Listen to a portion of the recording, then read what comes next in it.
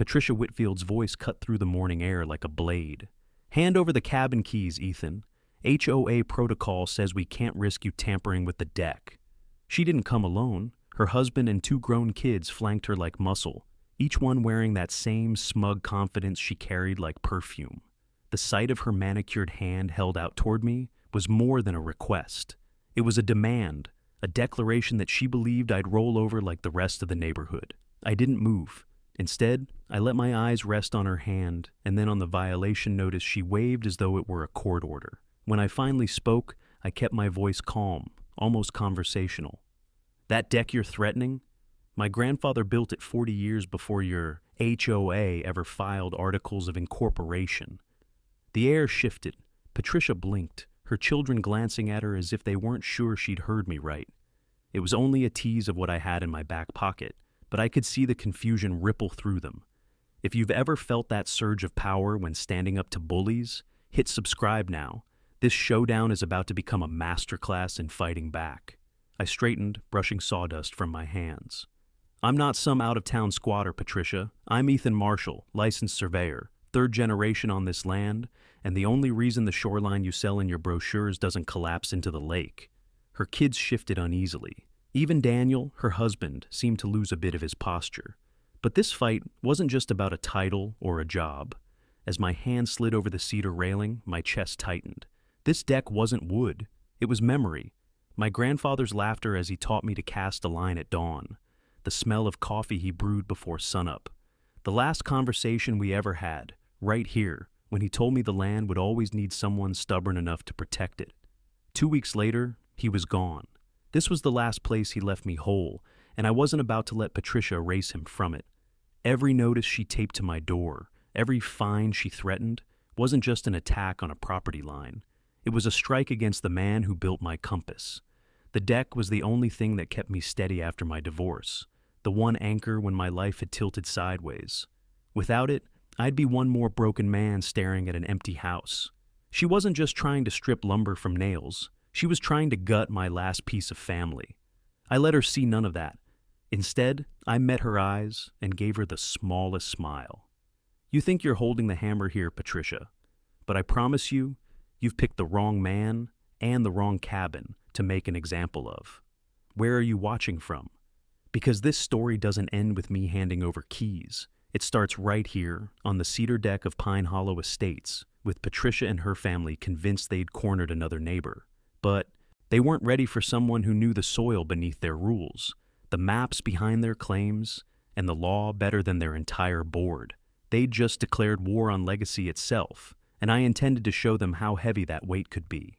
I held my ground on the cedar deck until Patricia finally snapped her fingers at her family and marched away, heels crunching against the gravel. But her retreat wasn't surrender. It was a promise of the next blow, and I knew she'd deliver it quickly.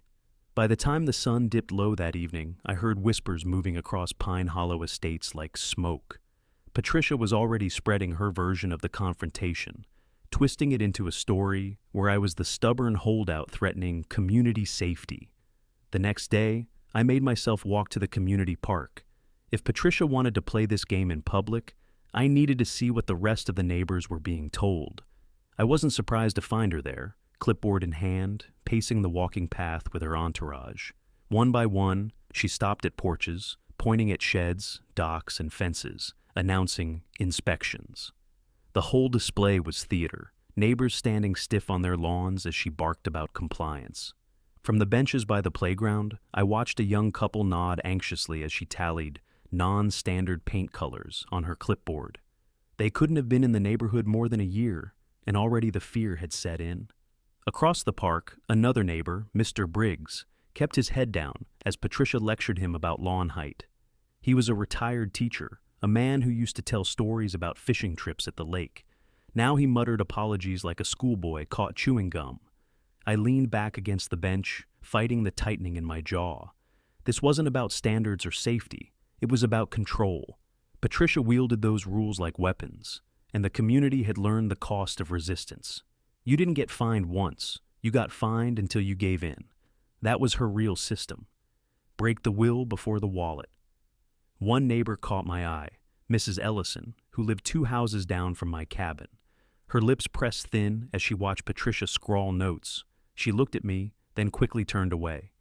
That hesitation was everything. People weren't blind to what Patricia was doing.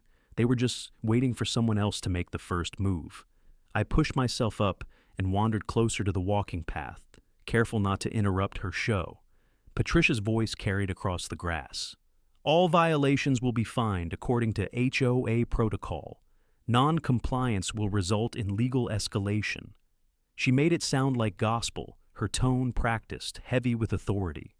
The problem was, people believed her because no one had ever tested her claims. The HOA's bylaws were a mystery to most, and Patricia had kept them that way. I'd already begun piecing together that mystery after our clash on my deck, and every sentence she barked only convinced me further. Her power wasn't built on law.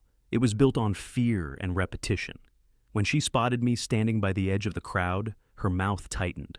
For a split second, her facade cracked, and I knew she hated that I'd followed her here.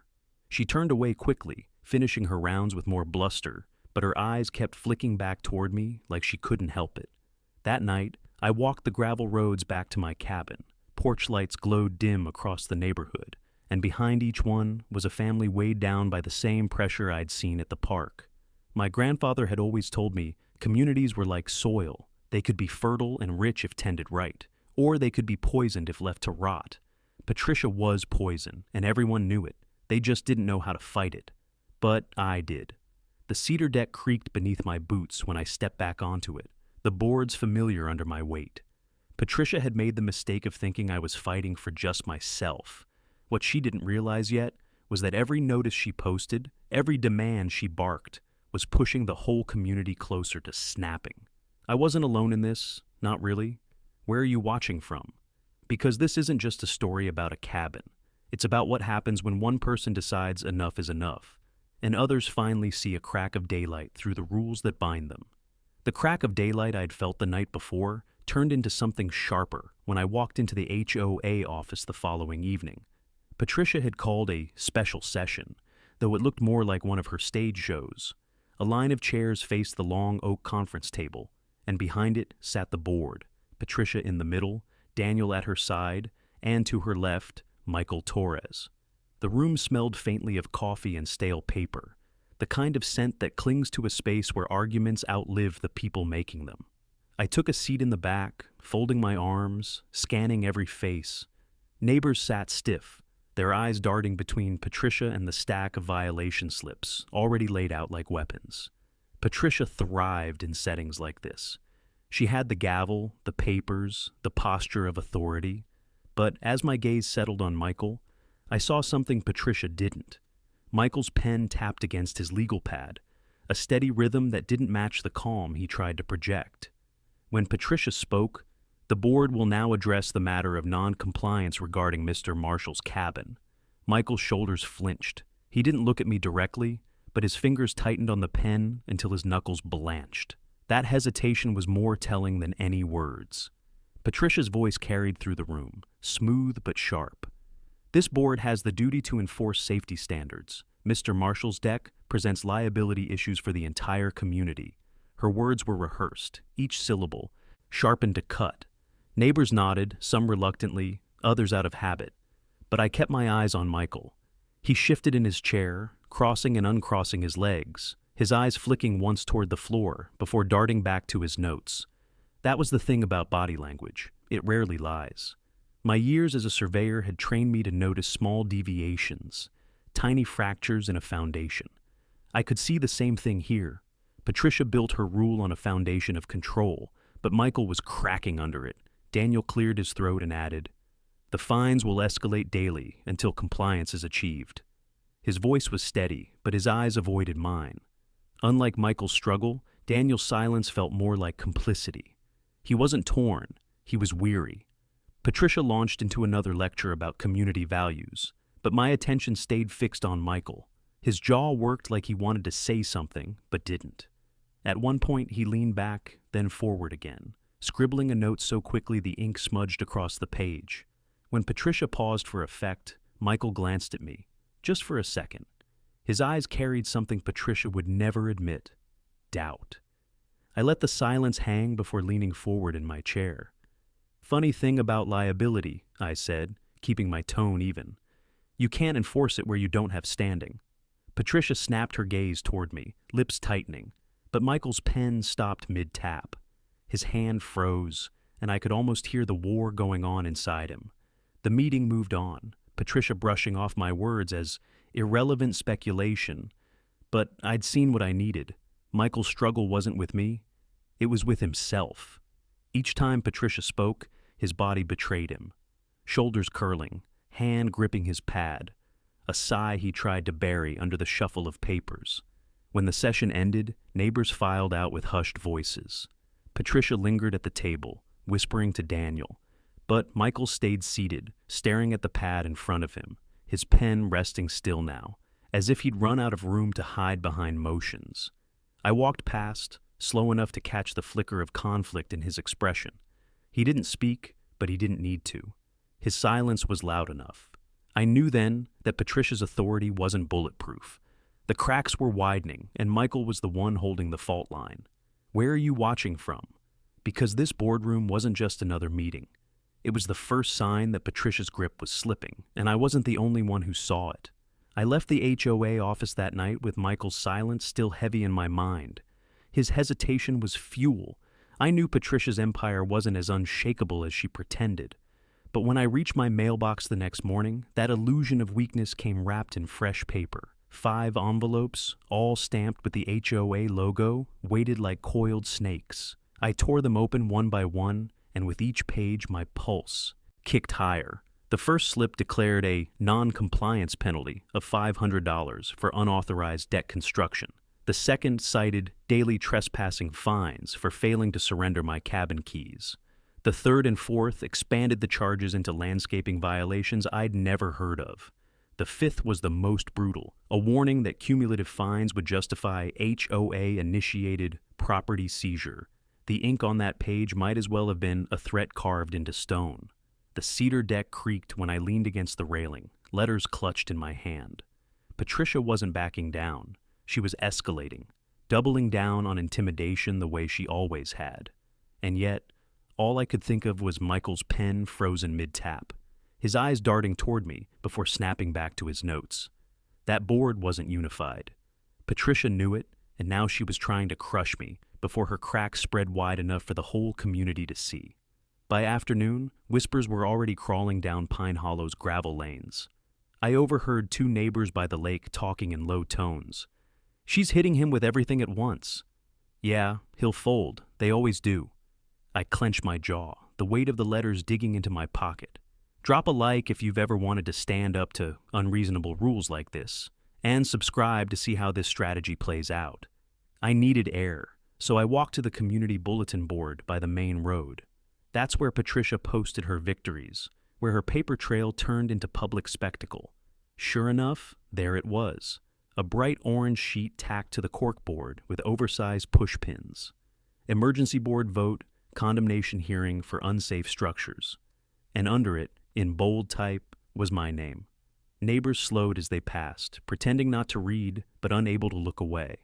A man I'd seen at the park the day before gave me a sympathetic glance, then turned his head quickly like he couldn't risk being caught siding with me. That glance alone told me everything. Patricia had trained them to fear even their own instincts. The bulletin board was more than an announcement. It was a warning shot meant to humiliate me, to let everyone know that resistance carried consequences. But humiliation had never been my breaking point. I ran my fingers across the rough edges of the orange notice and felt the shift inside me. The same shift that came years earlier when I'd held my grandfather's surveying maps and realized the land was more than dirt. It was a story told in boundaries and lines. And Patricia had just drawn the wrong one. I tore one of the extra violation slips in half, the sound sharp against the quiet road. "You don't own me," I muttered, voice low but steady. "And you don't own this cabin." The vote Patricia announced wasn't just theater anymore, it was a line in the sand. She thought the threat of seizure would scare me into handing over the keys, but all it did was harden my resolve. If she wanted a fight on legal ground, that was where I'd meet her. Not with fists, not with outbursts, but with the one thing she never expected: proof. As I walked back toward the cabin, evening settling over the pines, the letters burned hot in my pocket. Patricia believed fear was law. She'd built her rule on repetition and intimidation. But real law, the kind etched into county plats and incorporation records, was something else entirely. That was where her power fractured, and it was where I'd make my stand. Where are you watching from? Because standing in front of that bulletin board, with Patricia's notice glaring down at me, I knew this wasn't just another round of fines. This was her endgame, and it was the exact mistake I'd been waiting for.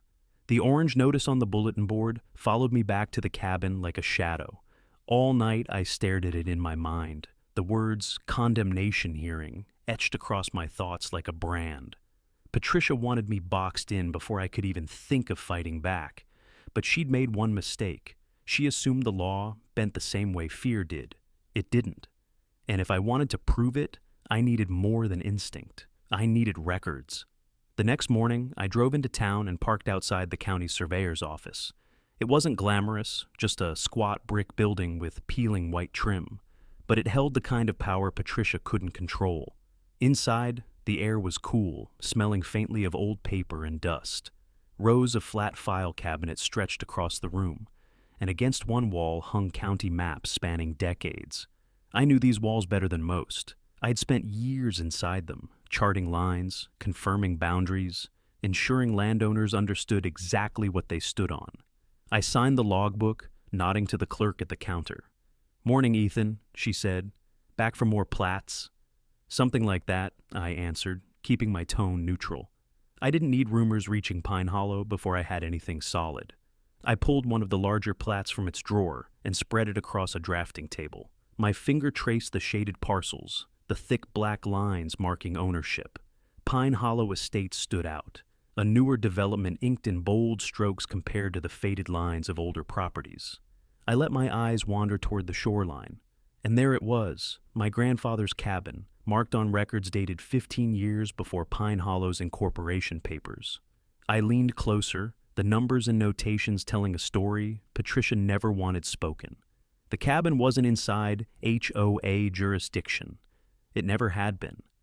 My grandfather's deed recorded the property as an independent parcel, excluded from the development's governing documents. The cedar deck Patricia targeted sat squarely within that parcel's bounds. She hadn't just overreached. She had no legal authority to touch it in the first place. For a moment, I closed my eyes, picturing my grandfather's steady hands guiding mine across a survey map when I was a boy. "Boundaries tell the truth," he used to say. "Even when people lie." His voice felt close again, as if he were standing behind me, nodding at the map beneath my hands. I copied the parcel details into my notebook, double-checking the legal descriptions against the county plat book. Everything lined up.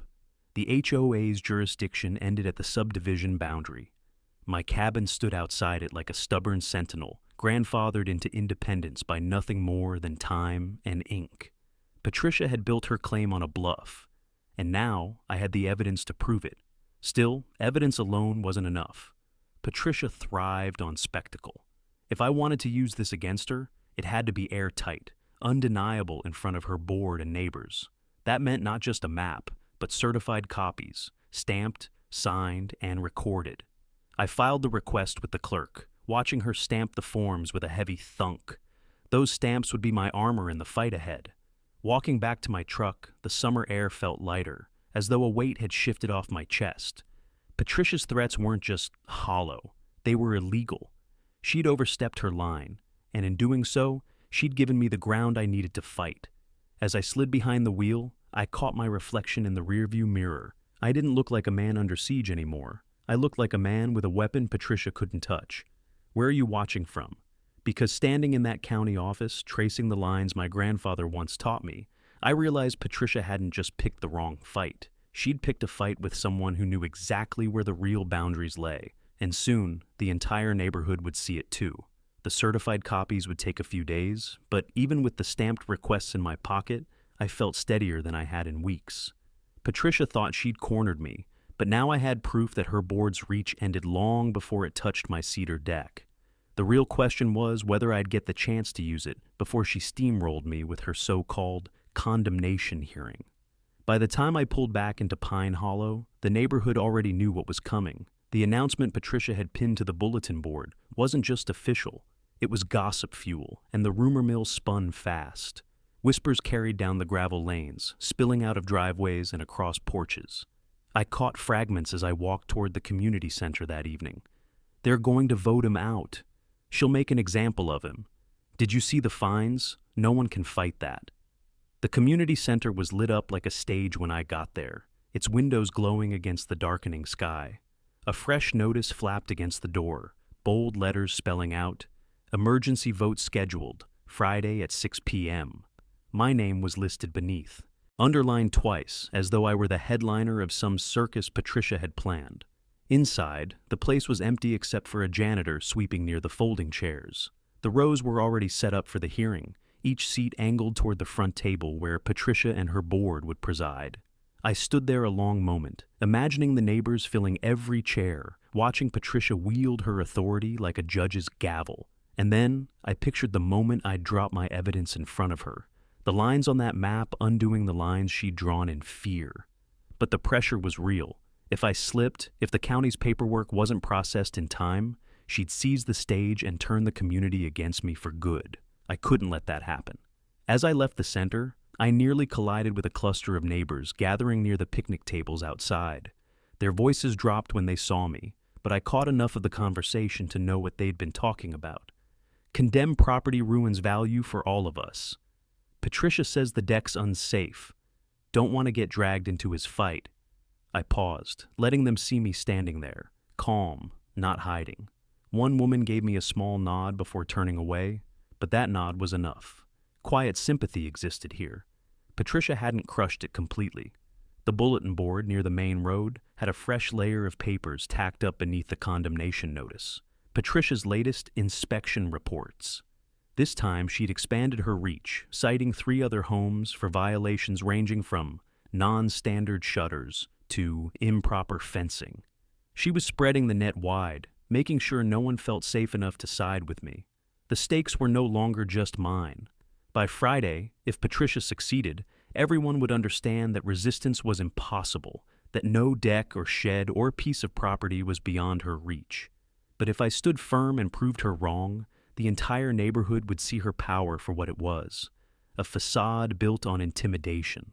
I folded my arms, staring at the orange condemnation notice, the wind tugging at its corners. Friday at 6. That was the moment Patricia wanted to seal my fate. Instead, it would be the moment she lost control of her kingdom. The cedar deck might have been the symbol that started this fight, but it was the hearing that would decide its future, and the future of everyone who lived under Patricia's shadow. Where are you watching from? Because as I walked back toward my cabin that night, the weight of Friday pressed heavy, not just on my shoulders, but on the whole community's. And for the first time, I wasn't just fighting for my grandfather's legacy. I was fighting for every neighbor who'd ever lowered their eyes when Patricia passed. I barely slept the night after reading the emergency vote notice. Every creak of the cedar deck echoed like a countdown toward Friday. Patricia thought she was tightening the noose, but all she was really doing was giving me a stage. Still, I knew evidence alone wasn't enough. Paper could be waved away, twisted, called outdated. What I needed was someone who'd been inside her circle, someone who'd seen how she wielded power behind the curtain. That someone found me sooner than I expected. The following evening, just as the sun bled orange across Pine Hollow's treetops, I heard a knock on my cabin door. When I opened it, Michael Torres stood there, hands shoved deep into his jacket pockets, his eyes darting over his shoulder as though Patricia herself might be lurking in the shadows. "Can we talk?" he asked quietly. I stepped aside, letting him in. He didn't sit right away, pacing instead, the wood floors creaking beneath his boots. His body told the story before his mouth did, shoulders tense, jaw tight, like he was holding back a truth too heavy to keep in. Finally, he stopped by the window, looking out toward the lake. "She's overstepped, Ethan," he said at last. "More than once, but this time, it's different." I stayed silent, letting him work through it. His fingers drummed against the windowsill, then curled into a fist. At the last board meeting, Patricia told us the cabin was a liability, that the HOA had full jurisdiction. She waved around documents, claimed they proved it. but I've seen the records. I know your property predates the HOA. She knows it too." He turned then, his face pale but resolute. "She's lying, Ethan. She told the board if we backed her, no one would ever challenge us again." The admission hung in the air like a thunderclap. Michael rubbed his face with both hands, exhaling hard. "I wanted to speak up, but you saw me." I froze. She controls that room. She controls all of us. But it's eating me alive. My father used to fish off that deck with your grandfather. He'd roll in his grave if he knew I let her try to tear it down. His voice cracked on the last words, and for the first time, Michael looked less like Patricia's secretary and more like a man suffocating under the weight of his own silence. I leaned forward, my voice steady. "Then don't stay silent. Not this time." His eyes locked on mine, and I saw the battle raging inside him. Loyalty to the board, fear of Patricia's wrath, weighed against the truth he'd carried too long. Finally, he nodded, slow but certain. "I'll back you on Friday. I'll tell the room what she's done, how she's manipulated the maps and minutes to make it look like your cabin's inside her reach." The relief that surged through me wasn't just personal, it was strategic. Patricia had built her empire on fear, but now I had something stronger, an insider willing to pierce the illusion. Michael stepped back, running a hand through his hair. "You'll need more than me, but if you have the records and I have the truth, she can't spin it away." He paused, lowering his voice. "Just be ready. She'll come at you with everything, and when she does, you can't blink." I walked him to the door, the night air cool as it drifted in. He stopped on the threshold, glancing back at the cedar deck glowing in the last light. His shoulders eased just slightly. "Your grandfather built that to last. Don't let her convince anyone otherwise." Then he was gone, disappearing into the shadows before anyone could see him leave. I stood there long after, the confession replaying in my head. Michael's struggle was over. He'd chosen a side, and with his help, Patricia's foundation was no longer unshakable. It was cracking wide open. Where are you watching from? Because with Michael on my side, I knew Friday wasn't just a hearing anymore. It was the beginning of Patricia's undoing. Michael's words stayed with me long after he vanished into the shadows. His confession had been the missing piece, the proof that Patricia's authority wasn't just shaky, it was fraudulent. But knowing the truth and proving it in front of an entire neighborhood were two different battles. Friday's hearing loomed like a storm on the horizon, and if I wanted to weather it, I needed more than conviction. I needed a plan sharp enough to cut through Patricia's theater. The next morning, I cleared my kitchen table and spread out the tools of my trade: survey maps, plats, legal descriptions, and the notebook where I'd copied parcel details from the county office. The table soon disappeared under layers of lines and numbers, the story of Pine Hollow laid bare in ink. My grandfather had taught me that surveying wasn't just measuring dirt. It was about revealing the skeleton beneath a landscape, the truths no one else could see. That's what I needed now, a skeleton Patricia couldn't hide. I began drafting a series of overlays, transparent sheets marked with property lines from different years. One by one, I laid them on top of each other, tracing how the HOA's jurisdiction had grown. And there, clear as day, my cabin stood alone outside the shaded zone, a sentinel on its own parcel. It had never been absorbed, never subject to their rules. Patricia's claims weren't just wrong, they were impossible. Still, I knew she'd twist the narrative if I simply waved maps in her face. So, I prepared exhibits that told the story even the least technical neighbor could follow.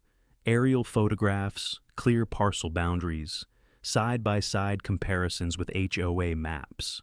I highlighted my grandfather's deed number in bold red, a number that tied the cabin to county records decades before Patricia ever dreamed of power. By midday, my office floor was littered with drafts. Sweat prickled at my temples, not from doubt, but from focus. Every page, every stamp, every highlighted line was a brick in the wall I was building between Patricia and my cabin. I paused once, walking out to the cedar deck for air. The boards were warm under my palms, and for a moment I imagined my grandfather standing beside me, nodding in approval. "Truth doesn't shout," he used to say. "It just waits until the noise dies down." That's what these records were, quiet truth, waiting for the right moment to speak. But this wasn't just about paperwork. It was about timing.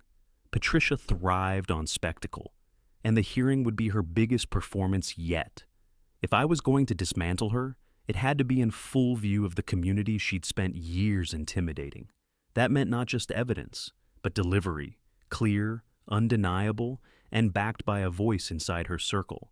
That's where Michael came in. I picked up the phone, hesitating before dialing his number. When he answered, his voice was tight but steady. "You've got something, don't you?" "More than something," I said. "I've got proof the HOA has no jurisdiction. But I need you to confirm what you've seen. Patricia manipulating the maps, misleading the board. Together, we can make sure no one can argue it." Silence hummed for a moment before Michael replied, "Then let's make sure it sticks." That was the plan. I'd lay out the records, methodical and precise, while Michael delivered the confession Patricia couldn't spin away. The combination would leave her cornered, caught between documented truth and the voice of her own secretary. As I gathered my exhibits into folders, sliding them into a leather portfolio, a calm certainty settled over me. Patricia thought Friday would be my end, but the truth was, it would be hers. Every fine, every notice, every smug order she'd barked was about to collapse under the weight of something she'd never understood. Facts. Where are you watching from? Because as I looked over the maps one last time, I realized this wasn't just preparation. It was the blueprint of Patricia's undoing, and I was ready to build the case that would tear down her rule brick by brick. The portfolio sat heavy in my hands, but weight alone wouldn't win Friday's battle. Patricia had built her kingdom by isolating people, by making them feel like each violation was theirs alone to bear. If I wanted my case to land, the community needed to see it wasn't just my fight, it was theirs too. That's why, the evening before the hearing, I found myself walking down to the lakeside picnic tables. The air smelled of pine and wood smoke drifting from chimneys, and the last light shimmered off the water. It was quiet, except for the low murmur of voices waiting under the trees. A handful of neighbors had gathered, more than I expected. Word had spread that I wasn't going to fold. I set the portfolio on the table and let the leather flap open just enough for them to glimpse the maps and documents inside. "I'm not asking you to fight my battle," I began, "but you deserve to know what Patricia's been doing." Faces leaned closer, curiosity mixed with fear. Mr. Briggs, the retired teacher, rubbed his hands together nervously. Mrs. Ellison crossed her arms, her eyes sharp. A younger couple, the same ones I'd seen Patricia scolding about paint colors, clutched each other's hands. I laid out one map at a time, keeping my voice calm, deliberate. "This line here, that's the HOA's jurisdiction when it was incorporated. And this," I tapped the shaded boundary around my cabin, "was drawn 15 years earlier. My property has never been under their control. Patricia knows it. She's been manipulating minutes, twisting words, and handing out fines she has no authority to enforce." For a moment there was silence, only the rustle of trees. Then Mrs. Ellison spoke, voice low but firm. "She fined me $200 last year for my shutters, said they weren't regulation. I never questioned it. I thought she had the right." The young couple exchanged looks, the woman biting her lip. "She told us if we didn't change the color, she'd start daily penalties. We just gave in." Mr. Briggs sighed, shaking his head. "Same with me. Lawn height. I thought I was keeping the place decent, but she made it sound like I was dragging down property values." Their stories piled together like bricks, and I saw the realization dawn on their faces. It wasn't just me Patricia had overreached against. She'd turned her entire reign into a business of fear. I didn't press them to act. That wasn't the point. What I needed was something simpler. Witnesses. People who'd walk into Friday's meeting with their eyes open, who'd see Patricia's lies for what they were when Michael and I spoke. Still, Mrs. Ellison leaned forward, her tone sharp with quiet conviction. "If you show this tomorrow, you won't be standing alone."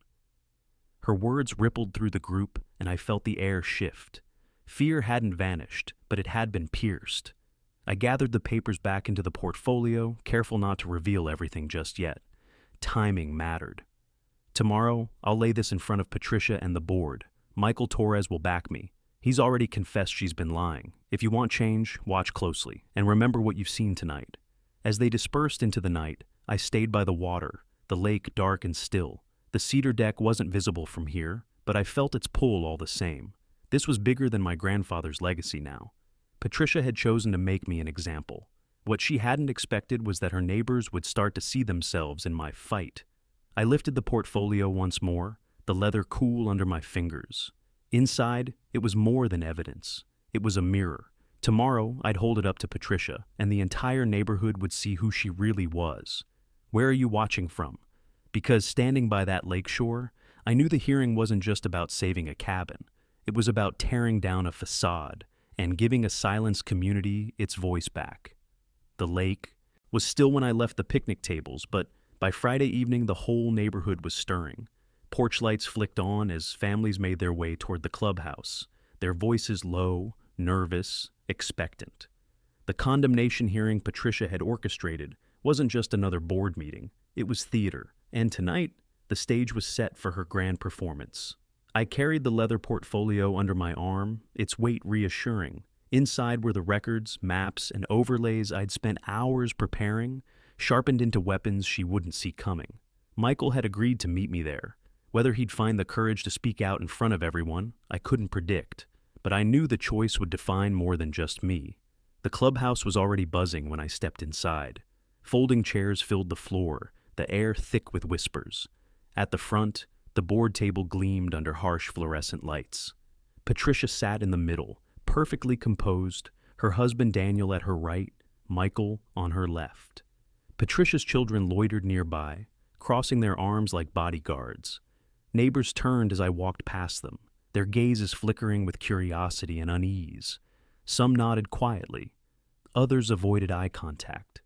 I could almost hear their thoughts. Was he really going to fight her? Could he actually win? I slid into a seat near the front row, laying the portfolio carefully on the chair beside me. Patricia's gaze locked on it immediately. Her smile tightened, her eyes narrowing as though she could see the threat sealed inside. She tapped the gavel once, the sharp crack silencing the room. "This emergency session is called to order," she announced. "Tonight, we address the dangerous condition of Mr. Marshall's deck and the continued non-compliance of his property. For the safety and value of our community, decisive action must be taken." Her words rolled off her tongue like a script, polished and commanding. But as she spoke, I glanced at Michael. His shoulders were stiff, his pen resting motionless on the table. His eyes flicked to mine for the briefest second, then dropped back to his notes. He looked like a man holding his breath before a plunge. Patricia continued, rattling off fines and fabricated violations, building a wall of intimidation with every sentence. She framed my cabin as a liability, my defiance as a danger to everyone's property values. Murmurs rose from the audience. Exactly what she wanted. But not everyone bought it. I caught Mrs. Ellison in the third row, arms folded, her expression tight with skepticism. When Patricia paused to shuffle her papers, I rose slowly, the portfolio tucked under my arm. "Before you take a vote, I'd like the chance to respond," I said, my voice steady. Patricia's lips curved into a thin smile. "Mr. Marshall, this is not a debate. This board is tasked with enforcing community standards. Standards don't extend where jurisdiction doesn't." "Exist," I cut in, letting the words land. A ripple moved through the audience. Patricia straightened, clearly irritated that I had disrupted her rhythm. "You've been advised—" "No," I said firmly. "You've been misleading, and I can prove it." I set the portfolio on the front table, flipping it open to reveal the certified plats, the maps, the aerial overlays. Gasps scattered through the room as I spread them out, each line telling the story Patricia had buried. My grandfather's parcel stood out like a beacon, predating the HOA, existing wholly outside its authority. Patricia's smile faltered, but she recovered quickly. "Outdated records, misinterpreted data. The board has reviewed." That was when Michael shifted. His pen clattered against the table as he stood, his voice unsteady at first, but growing stronger. "That's not true. I've seen the records myself.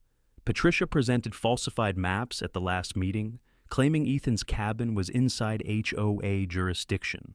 She knew it wasn't." The room erupted, gasps, murmurs, chairs scraping. Patricia's face drained of color, her head snapping toward Michael as if she'd been struck. I stayed silent, letting the weight of his words hang in the air. The truth was no longer mine alone to carry. It was out, undeniable, standing beside me in full view of the community. Where are you watching from? Because in that moment, with the portfolio open and Michael's confession cutting through Patricia's lies, I knew Friday wasn't the end of my fight. It was the beginning of hers. The clubhouse was no longer a meeting hall. It was a pressure cooker. The moment Michael's words cut through the air, the audience erupted. Neighbors who'd been silent for years now shifted forward in their seats, whispering fiercely, their voices no longer hushed. Patricia's gavel slammed against the table, but each crack only made the tension louder. "Order!" she barked, her face flushed crimson. "This board will maintain order." But the order was already gone. Michael stood tall, his voice steadier now that the first confession was out. Patricia manipulated records. She misrepresented the HOA's authority, and she did it knowing the cabin predates incorporation. I can't stay silent anymore. His hand trembled slightly, but his words didn't falter. The community deserves the truth. Gasps spread through the rows of chairs. A man near the back shouted, "I knew it!" Another woman muttered, "She fined me for my shutters," and I never questioned it. The tide was shifting, and Patricia could feel it. Her eyes narrowed into daggers, turning not just on me, but on Michael. "You are out of line," she snapped at him, her voice sharp enough to cut glass. "As board secretary, your duty is to support this body, not spread baseless accusations." Michael didn't waver. "My duty is to the truth, and to the people sitting in this room." I took a step forward then, placing my hand on the portfolio still spread across the table. "The truth is simple. This cabin, this deck, my family's land, none of it falls under HOA jurisdiction. Here are certified plats from the county surveyor's office, stamped, dated, undeniable." I tapped the red highlighted deed number, letting the sound echo through the silence that followed. "Patricia has no authority here." The audience erupted again, louder this time. Some clapped, others shouted in anger, not at me, but at her. Patricia's husband, Daniel, shifted uncomfortably beside her. His face was pale, his jaw clenched. He didn't speak, but his silence was damning. Even Patricia's own children looked uneasy now, their posturing faltering under the weight of the crowd's reaction. Patricia pounded the gavel again, her voice rising above the chaos. "These so-called records are irrelevant. The board has the right to interpret jurisdiction as it sees fit. Safety and community values demand." Her words were drowned out by a chorus of voices. "That's not how the law works," someone shouted. "You can't just make it up," another added. The room had turned, and Patricia's authority cracked with every protest. Mrs. Ellison stood from the third row, her voice carrying above the noise. "Last year, you fined me for my shutters. I paid because I thought you had the right. But if you've been lying about Ethan's cabin, how many of our fines were lies too?" That question landed like a hammer. Heads turned toward Patricia, eyes sharp with suspicion. Neighbors who had once kept quiet now spoke at once, their complaints tumbling over each other. Fences, paint, lawns, boats. Every voice was a fracture widening her crumbling facade. Patricia's face hardened, but for the first time, I saw the crack of panic behind her eyes. She wasn't used to this. Not resistance, not collective anger. She'd thrived on silence, and silence was gone. I raised my voice just enough to cut through the noise. "You've all lived under her rules. Ask yourselves, how many of them were real, and how many were just words meant to scare you? Tonight, the truth is on the table, and tomorrow, it's in your hands." The room quieted enough for the weight of that statement to sink in. Michael's breathing was heavy, but his chin was lifted. Daniel's shoulders slumped, his gaze falling to the floor. And Patricia. Patricia gripped her gavel so hard her knuckles turned white, her authority slipping through her fingers no matter how tightly she clutched it. "Where are you watching from?" Because standing in that packed clubhouse, with the neighbors finally speaking louder than Patricia's rules, I knew we'd reached the breaking point. Tomorrow would decide the future of Pine Hollow. But tonight, the people had seen her for what she really was. The clubhouse was still buzzing when Patricia finally slammed the gavel down one last time, but it didn't silence anyone. Neighbors were on their feet, some demanding answers, others muttering about years of fines and intimidation. Daniel stood off to the side, arms crossed, his face a mask of quiet embarrassment.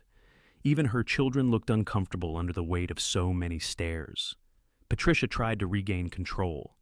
"This meeting is adjourned," she barked, voice sharp but thinner than before. "All further discussion will be handled privately by the board." But no one moved, no one left. The illusion of authority she'd leaned on for years had shattered in the span of 30 minutes. Michael stayed standing, his hand flat on the table. "No, Patricia, not this time. The community deserves to know the truth right here, right now." His voice carried more strength than I'd ever heard from him, and the neighbors answered with a ripple of applause. Patricia's face went pale, and for the first time in all the months I'd lived under her thumb, I saw fear flash in her eyes. I opened the portfolio again and held up the stamped county plat for everyone to see. "This is the law. My cabin predates this HOA, and it has never fallen under its authority. Every violation Patricia has issued against me is invalid. Every fine she's tried to collect is void. And if she's willing to lie about my property, you should all be asking yourselves how many of your fines were built on lies too." The room erupted, not in chaos this time, but in solidarity. Neighbors turned to each other, nodding, speaking louder, no longer afraid. Someone shouted, "Vote her out!" And the chant spread, carried on a current that Patricia couldn't dam up. Daniel finally spoke, his voice weary. "Enough, Patricia. You've embarrassed yourself, and this family, long enough." He turned his back on her, walking out through the crowd as whispers followed. Her children shifted uncomfortably, then slipped out behind him. Patricia sat alone at the table, the gavel still in her hand, but powerless now, a prop stripped of meaning. Michael looked at me, a faint, relieved smile tugging at the corner of his mouth. He'd chosen the harder path, and it had broken her facade. Without his voice, she might have twisted my evidence into another misinterpretation. But with him standing beside me, her lies had nowhere left to hide. Neighbors began talking openly about petitions, about new elections, about finally taking their community back. Pine Hollow Estates wasn't going to crumble into fear again. Tonight had proven that people only needed one spark to burn through the silence Patricia had built. I gathered the portfolio, sliding the maps back into place. It wasn't victory I felt most of all. It was release. My grandfather's cabin, the cedar deck he built by hand, wasn't just safe. It had become the rallying point for an entire neighborhood, ready to reclaim its freedom. When I stepped outside, the night air was cool and clean. The clubhouse lights glowed behind me, but I could still hear the voices inside. Neighbors no longer whispering, but planning. The gravel crunched under my boots as I walked back toward the cabin, the weight of the portfolio lighter now that the fight was done. Back at the deck, I set it down and rested my hands on the rail. The wood was rough under my palms, but steady, the same way it had been when my grandfather showed me how to measure its lines against the lake. "Truth doesn't shout," he used to say. "It waits." Tonight, the truth had waited long enough, and it had torn Patricia's empire down piece by piece. Where are you watching from? Because this wasn't just about a cabin. It was about legacy, about standing your ground when fear tells you to fold. Patricia thought she could take my keys, my property, and my history. Instead, she lost her grip on the very community she ruled. If you want more stories of homeowners standing up to HOA tyranny, hit subscribe right now, share your story in the comments, and let me know where you're watching from.